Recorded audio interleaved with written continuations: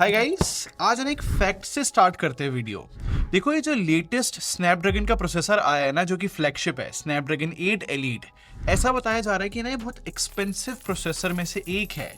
और ये चीज हमने बाकी फोन्स के साथ भी देखी है कि वो हायर प्राइस के साथ आए हैं जिस भी फोन के अंदर स्नैपड्रैगन 8 एलीट है। बट इंटरेस्टिंग बात ये है कि आईक्यू हमेशा एक पैटर्न फॉलो करता है कि ये फ्लैगशिप स्नैपड्रैगन का प्रोसेसर यूज करते हैं और उसको बहुत एग्रेसिवली प्राइस करते हैं। मुझे लगा था कि आईक्यू 13 के साथ ये चीज पॉसिबल नहीं होगी क्योंकि प्रोसेसर का प्राइस महंगा है। बट ये फोन बहुत अच्छे प्राइस पे आ रहा है। मतलब इसका बेस वेरिएंट 52,000 रुपीज से स्टार्ट हो रहा है और 16 GB रैम वाला जो हायर वेरिएंट है वो भी ऑफर्स के बाद 54,000 रुपीज का मिल रहा है। आई थिंक ये बहुत अमेजिंग प्राइस ही है। इसी नोट पे फोन का बॉक्स खोलते हैं। बॉक्स ओपन करते ही ना यहाँ पर फोन रखा हुआ है। वैसे देख लेते हैं बाकी चीजें क्या है। अच्छा, केस मिलता है इसमें, लाइक ओके क्वालिटी है। BMW मोटर स्पोर्ट के यहाँ पर जो है सिम इजेक्टर है, बाकी डॉक्यूमेंटेशन। बट इंटरेस्टिंग पार्ट ये है कि 120 वोट का चार्जर मिलता है और ये जो केबल है ना, ये C2C है। अब मैं आपको दिखाता हूँ iQOO 13 का कैसा डिजाइन है।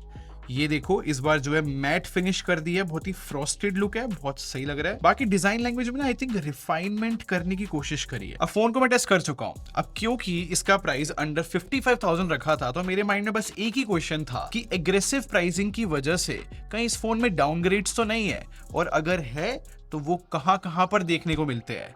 आज यही मैं एक्सप्लेन करने वाला हूं। तो स्टार्ट करने से पहले, मेरा नाम है संचित, चैनल का नाम है टेक बार।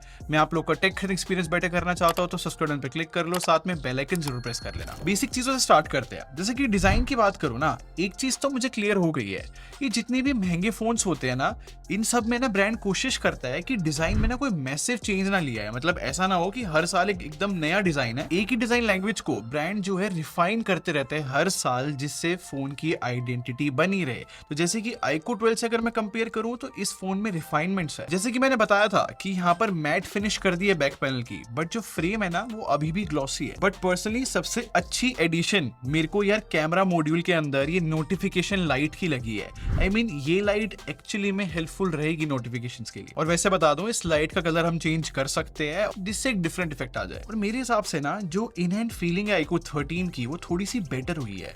आई थिंक ये बैक पैनल के अराउंड ना थोड़ा कर्व और कर दिया है, इस वजह से इन हैंड फीलिंग कंफर्टेबल है। और जो अपग्रेड है डिजाइन में, यार आई थिंक वो वर्थ इट है, क्योंकि IP68+69 रेटिंग मिलती है, जो कि काफी अच्छी बात है। इनफैक्ट जो हैप्टिक फीडबैक है वो भी इंप्रूव हुआ है। और मोस्ट इंपॉर्टेंटली यार अल्ट्रासोनिक फिंगरप्रिंट स्कैनर डाला है इस बार iQOO ने, जो कि बहुत सही काम कर रहा है। और इसकी लोकेशन भी मेरे को बहुत सही लगी है, सच थंब स्ट्रेच नहीं करनी पड़ रही। और सरप्राइजिंगली ये Type-C पोर्ट को भी अपग्रेड करा है। इस बार जो है Type-C 3.2 है, तो डेटा ट्रांसफर स्पीड बेटर रहेगी। बट गेमिंग के पर्सपेक्टिव से बताऊं तो एक बहुत बड़ा फायदा है इस 3.2 Type-C पोर्ट का। अगर हमें इस फोन से गेम अब जो है लाइव स्ट्रीम करनी है तो 2K रेजोल्यूशन और 60 FPS के फ्रेम रेट्स भी पॉसिबल है। बाकी फोन के स्पीकर्स जो है गेमिंग के लिए मेरे को ठीक लगे। और हाँ, IR ब्लास्टर है फोन में, तो किसी भी चीज का रिमोट बन सकता है फोन। और इस फोन को जरा फ्रंट से देखना, आई थिंक ये जो बेजल्स ने कम करे ना, बहुत अच्छे लग रहे हैं। और वैसे डिस्प्ले की ऑन पेपर स्पेक्स भी अच्छी है। आई मीन 6.82 इंचेस की AMOLED LTPO डिस्प्ले है, जो कि 2K रेजोल्यूशन के साथ आती है और 144 हर्ट्ज का रिफ्रेश रेट है। बट ये जो 144 हर्ट्ज का रिफ्रेश रेट है ना, ये कुछ गेम्स में ही हिट करता है, वो भी फ्रेम इंटरपोलेशन की हेल्प से। और जो डिस्प्ले प्रोटेक्शन है वो शॉर्ट सेंसेशन अल्फा है। बट मेरे हिसाब से ब्राइटनेस में तो काफी अच्छा काम कर दिया iQOO ने,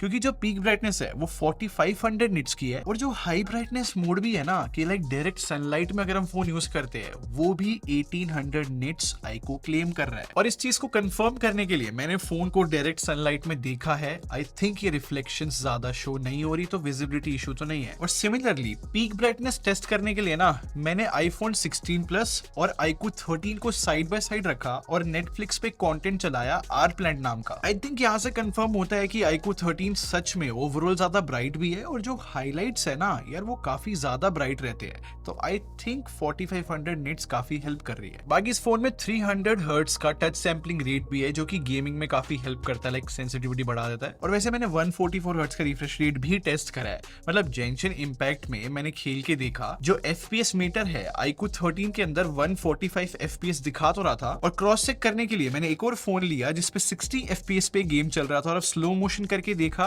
तो हाँ, iQOO 13 में ज्यादा FPS है। आई थिंक ये सब टेस्ट करने के बाद जिस प्राइस सेगमेंट का ये फोन है, आई थिंक कोई कंप्लेंट नहीं कर सकता डिस्प्ले के अंदर, क्योंकि सारी चीजें अपग्रेडेड ही है और हर एक यूजर यूजर के लिए सेंस बना रही है डिस्प्ले। और जो बैटरी डिपार्टमेंट भी है ना, उसमें भी कुछ चीजें हाईलाइट करना बनता है। आई मीन 6000 mAh एक अच्छी खासी कैपेसिटी मानी जाती है बैटरी की, एंड नो डाउट 120 वोट की चार्जिंग जो है काफी ज्यादा फास्ट बोली जाएगी। अब इसका फायदा ये है कि अगर आपके पास 65 वोट का कोई भी पीडी चार्जर है ना, उससे भी ये फोन फास्ट चार्ज हो सकता है। और इस चीज को मैंने क्रॉस चेक किया है। मेरे पास एक लैपटॉप चार्जर है सैमसंग का जो कि 65 वॉट है, और उस चार्जर से ये iQOO 13 जो है 50 वॉट के अराउंड चार्ज हो रहा था। फिर मेरे पास एक और पीडी चार्जर है 65 वॉट का, मैंने उससे भी ट्राई करा और उससे भी 45 वॉट पे ये फोन चार्ज हो रहा था। तो आइडली देखा जाए, अगर आप इस फोन का 120 वॉट का चार्जर इफ इन केस छोड़ देते हो, घर पे रह जाता है, तो आप अपने लैपटॉप के चार्जर से भी चार्ज कर सकते हो।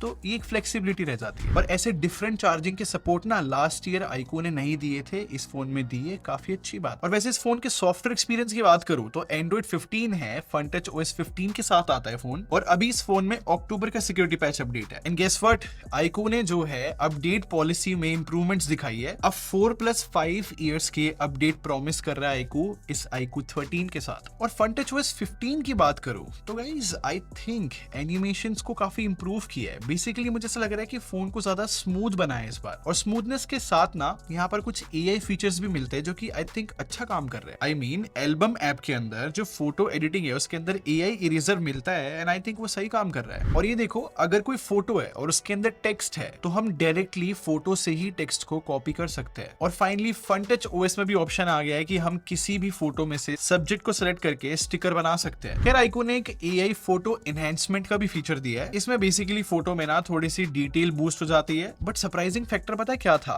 जो वॉइस रिकॉर्डर ऐप है इस फोन के अंदर, वहां पर जो है AI आ गई है। मतलब मैं अगर हिंदी या इंग्लिश में कोई भी ऑडियो रिकॉर्ड करता हूं तो यार ये दोनों में, मतलब इंग्लिश हिंदी दोनों लैंग्वेज के अंदर सही तरीके से ट्रांसक्राइब कर पा रहा है। इनफैक्ट काफी जल्दी ट्रांसक्राइब करके दे देता है और समराइज भी हो जाता है। बाकी एंड्रॉइड 15 है तो यहाँ पर सर्कल टू सर्च का ऑप्शन भी आ गया। iQOO जो है अपने UI के अंदर हमेशा गेमर्स के लिए कुछ फीचर्स डालता ही डालता है। जैसे कि अगर आप कोई गेम खेल रहे हो और गेम प्ले चलते समय भी ना फोन का रिफ्रेश रेट और टच सैंपलिंग रेट दोनों बढ़ा सकते हैं। और डिस्प्ले में मैंने बताया था ना कि जेंशन इंपैक्ट जो है 145 FPS दिखा रहा था, इसी को फ्रेम इंटरपोलेशन का फीचर बोलते हैं, जो कि बहुत सही काम कर रहा है। और एक और फीचर है जो कि बहुत अच्छा है, डायरेक्ट ड्राइव पावर सप्लाई। ये फीचर काफी सारे गेमिंग फोन्स में रहता भी है। मतलब पता है इसमें क्या होता है कि आप चार्जर कनेक्ट करो और डायरेक्ट चार्जर से पावर लेगा फोन, यहाँ पर बैटरी की नीड नहीं पड़ेगी। बाकी यार FunTouch OS में हमेशा से कस्टमाइजेशन के फीचर्स बहुत सारे रहे हैं, इस बार भी मिलते हैं। इनफैक्ट इस बार तो ऑलवेज ऑन डिस्प्ले की जो कलेक्शन है वो मुझे बहुत सही लगी, काफी सारे ऑप्शंस है। और सबसे अच्छी बात, इस बार iQOO ने फोन में हॉट एप्स और हॉट गेम्स हटा दिया है, इस बार नहीं मिलेगा। बट प्री इंस्टॉल एप्स मिलती है फोन में, बट सारी अनइंस्टॉल नहीं कर सकते। खैर तो सारी सॉफ्टवेयर की बातें हो गई, फाइनली सबसे इंपॉर्टेंट चीज के बारे में बात करते हैं, वो है इस फोन की performance. I mean Snapdragon 8 Elite खुद में काफी ज्यादा कमाल का प्रोसेसर है यार, और 16 GB की LPDDR5X अल्ट्रा रैम मिल रही है। बट एक चीज बताता हूँ, मेरे पास 512 GB स्टोरेज वाला वेरिएंट है, और यहाँ पर iQOO क्लेम है कि जो स्टोरेज है UFS 4.1 है। अब कुछ एग्जैक्टली कह नहीं सकते कि UFS 4.1 कितनी ज्यादा फास्ट है, क्योंकि जब मैंने कंपेयर किया तो like similar read write speed आ रही थी। और बेंचमार्क्स की बात करूं तो यार थोड़ा बेटर अंडरस्टैंडिंग के लिए मैंने एक और फोन रेफरेंस के लिए रखा जिसके अंदर स्नैपड्रैगन 8 Elite ही है, और अब iQOO 13 और दूसरे फोन के स्कोर्स साथ के साथ देखो। इंटरेस्टिंग बात यह है कि iQOO 13 के स्कोर्स ज्यादा आए हैं, लाइक 28 लाख के अराउंड, और Geekbench में ना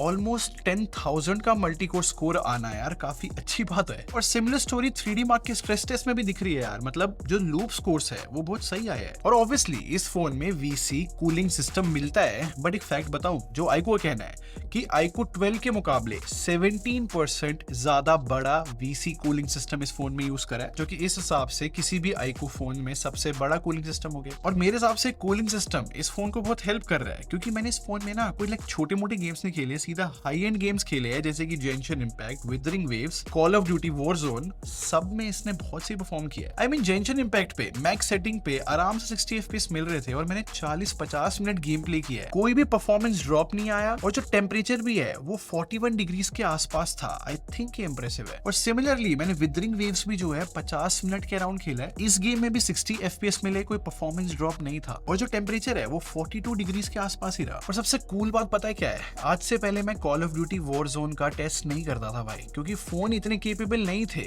बट जब से ये स्नैपड्रैगन 8 Elite आया ना, बहुत सही चल रहा है फोन्स में, और रिसेंटली तो इस गेम का अपडेट भी आया है और बेटर हो गई है गेमिंग, एटलीस्ट iQOO 13 के अंदर तो बहुत बेटर हुई है। और इस गेम का मैंने जब पहला सेशन खेला तो आई थिंक अच्छे फ्रेम रेट्स आए। और इंटरेस्टिंग बात पता है क्या है, सेकंड सेशन पे जाके फोन गर्म हुआ भाई 44 डिग्रीज के अराउंड, जो कि इस फोन की परफॉर्मेंस बहुत क्लियरली दिखा रहा है कि कितने केपेबल हो गए ये प्रोसेसर, कि इतना हेवी गेम 2 सेशन हैंडल करना आई थिंक यार बहुत अच्छी बात है। आप लोग की बेटर अंडरस्टैंडिंग और रेफरेंस के लिए बता दूं, और भी फोन आए हैं जो कि बहुत अच्छे प्रोसेसर के साथ अभी लॉन्च हुए हैं। कोई भी फोन इतने अच्छे लेवल पे ये गेम हैंडल नहीं कर पा रहा था। पर इफ इन केस आप BGMI खेलते हो तो 120 FPS की सेटिंग है इस फोन के अंदर, जो कि फिर से अच्छी बात है। तो ये सब देख के यार मैं सिंपली बोल सकता हूँ, मैं हर तरीके से इसकी परफॉर्मेंस जज करूँ ना, बहुत ज्यादा अच्छी बोली जाएगी। अब कैमरे की बात कर लेते हैं। देखो जो कैमरा सेटअप है ना वो 50+50+50 मेगापिक्सल है। iQOO 12 की बात करूं तो उसमें 3x पेरिस्कोप लेंस यूज हुआ था, बट इस बार iQOO 13 में 2x पोर्ट्रेट लेंस यूज हुआ है। इसी नोट पे अगर मैं सबसे पहले पोर्ट्रेट फोटोज ही दिखाऊं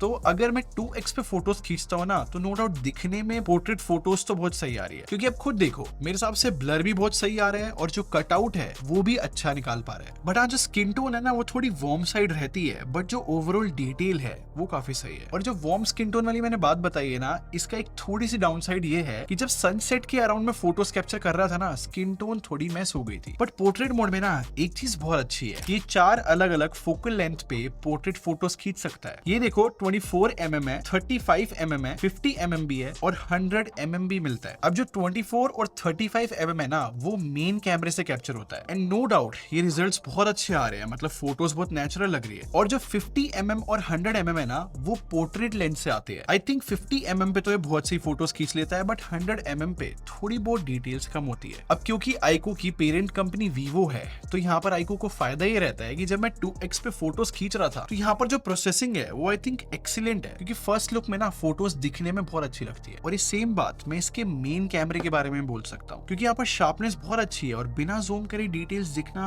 अच्छी बात बोली जाती है। बेटर अंडरस्टैंडिंग के लिए डॉग की फोटो देखो। अब डॉग की जो फर है उसकी डिटेल की प्रोसेसिंग बहुत अच्छी है। बाकी हर एक iQOO फोन की तरह बहुत बूस्टेड कलर्स मिलेंगे फोटोज के अंदर, इंस्टाग्राम रेडी भी बोल सकते हैं फोटोज को। और टेक्निकली बताऊं तो आई थिंक HDR बहुत स्ट्रॉन्ग काम कर रहा है, क्योंकि डे लाइट और लो लाइट दोनों कंडीशन में बहुत अच्छी डिटेल्स आ रही है। और मेरे ओपिनियन में जो ब्लैक एंड व्हाइट और विंटेज फिल्टर मिलता है ना इस फोन के अंदर यार वो बहुत अच्छा काम करता है। बाकी जो अल्ट्रा वाइड लेंस है वो 50 मेगापिक्सल का है, एंड आई थिंक ये बहुत सही काम कर रहा है, मतलब सॉफ्टनेस नहीं रहती फोटोज के अंदर। और सेल्फी की बात करूं तो फ्रंट कैमरा 32 मेगापिक्सल का है, और मेरे हिसाब से iQOO ने इस बार जो है ना डिटेल्स पे बहुत फोकस करा है, क्योंकि डिटेल्स तो काफी इंप्रूव हुई है बट स्किन टोन्स थोड़ी इनकंसिस्टेंट रहती है। और वीडियो के लिए मैं 4K 60 FPS का सैंपल दिखाता हूँ iQOO 13 का, और यहाँ पर ना स्टेबलाइजेशन मेरे को अच्छी लगी, इनफैक्ट कलर शिफ्टिंग नहीं रहती। और अगर सब्जेक्ट के पीछे ज्यादा लाइट रहती है ना तो सब्जेक्ट जो है डार्कर साइड हो जाता है। वैसे ओवरऑल कैमरे को जज करूँ ना आई थिंक बहुत आई कैची फोटोज आ रही है, तो अगर आपको ऐसी प्रोसेसिंग पसंद है तो आई थिंक आपको कैमरा बहुत सही लगेगा। तो सारी बातें सम अप करके